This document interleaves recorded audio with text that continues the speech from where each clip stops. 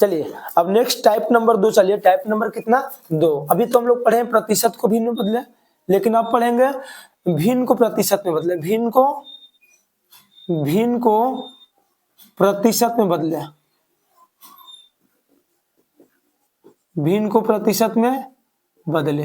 ये वाला टाइप आप लोग के लिए है, ठीक है। टाइप नंबर 2 भी काफी इंपोर्टेंट है, बढ़िया से समझने का प्रयास कीजिएगा।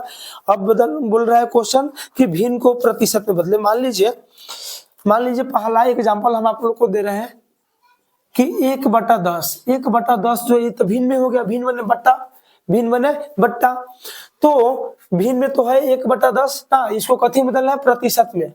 तो प्रतिशत में बदलना होगा। मान लीजिए देखिए, सबसे पहले देखिएगा दोनों क्वेश्चन में फर्क क्या था। ऊपर जो पिछला वाला क्वेश्चन था उसमें ऑलरेडी 10% दे रहा था। 10% का मतलब होता था 10 गुने परसेंट का मतलब 1/100, परसेंट का मतलब 1/100। जब प्रतिशत दिया हुआ था तो प्रतिशत की जगह पर हम लोग 1/100 लिखते थे, लेकिन इसको ऑलरेडी कर रहा है प्रतिशत में बदलने के लिए।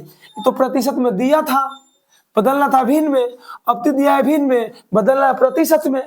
तो प्रतिशत में बदलना है मतलब प्रतिशत के रूप में लाना है। तो आपको कुछ मालूम नहीं है, सिर्फ भिन्न मालूम है। तो इस भिन्न को चलिए हल में हम आप लोग को सिखा रहे हैं। हल में देख लीजिएगा, जो भिन्न दिया उसको लिख दीजिएगा।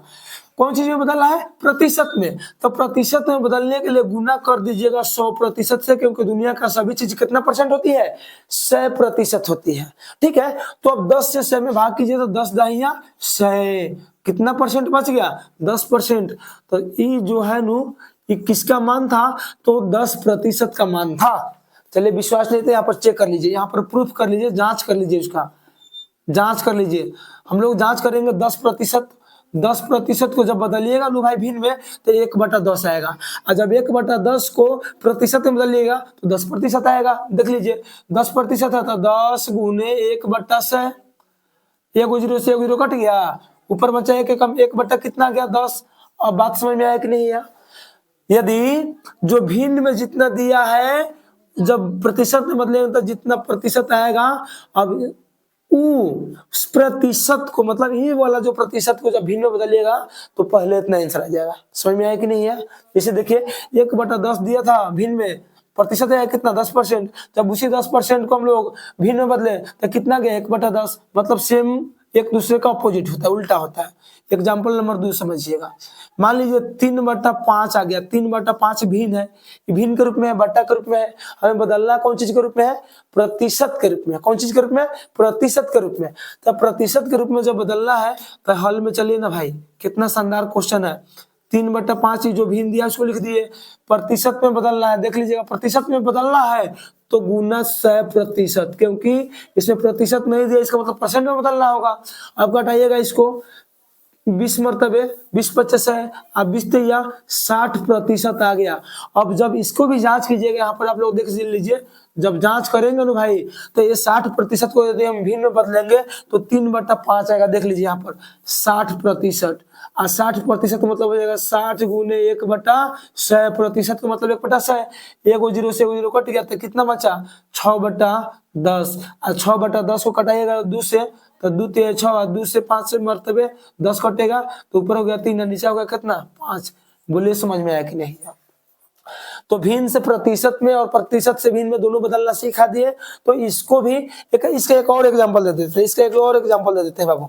चलिए यहाँ पर लिखा है 2.1/2, ये भी भिन्न है। पहले भिन्न को एग्जांपल नंबर यहाँ पर ले लीजिए 3, 2.1/2 कौन सी में बदलना है, प्रतिशत में। तो इसको बदलने के लिए, प्रतिशत में बदलने के लिए सबसे पहले क्या कीजिए, इसको लिखिए 2.1/2। प्रतिशत में बदलने तो गुना कितना 100% करना ही होगा। चलिए 2 दूना 4 1, 5/2 हो गया भाई, 5/2 गुने कितना, तो ये हो जाएगा कितना भाई 100%। 100 को कटाइएगा 2 से तो 50 मरतबे, अब 50 में 5 से गुना होते कितना हो जाएगा 250। 250% का ही मान है भाई।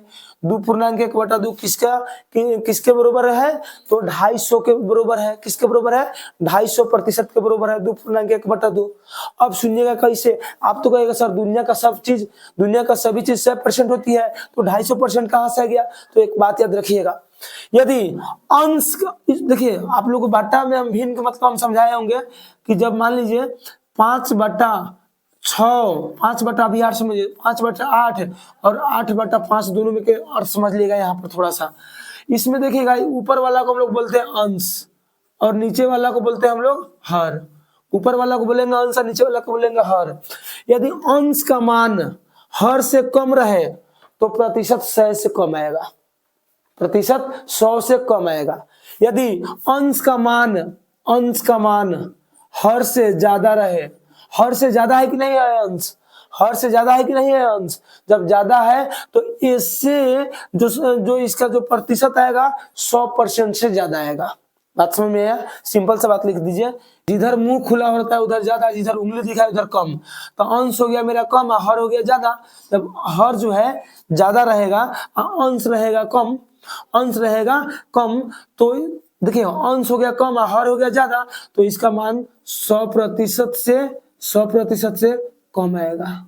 ठीक है, 100% से कम। यदि अंश का मान है हर से ज्यादा हो जाए, किससे ज्यादा हो जाए?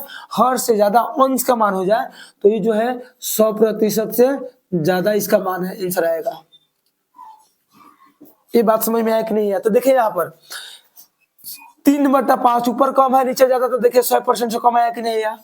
देखिए 2.1/2 का मतलब 5/2, ऊपर ज्यादा हो गया नीचे कम हो गया। जब नीचे कम है ऊपर ज्यादा है तो ग्रांडे के 100% से ज्यादा आएगा, तो 100% से ज्यादा है कि नहीं है? समझ में आया कि नहीं है? तो उम्मीद करते हैं कि आप लोग ये भी टॉपिक समझ गए होंगे। यदि समझ गए हैं तो कुछ एग्जांपल फिर इसमें ले लीजिए होमवर्क के लिए, जल्दी बनाकर इसका आंसर कमेंट कीजिए। होमवर्क में एग्जांपल क्वेश्चन नंबर 1, 7/15 2 में 6/6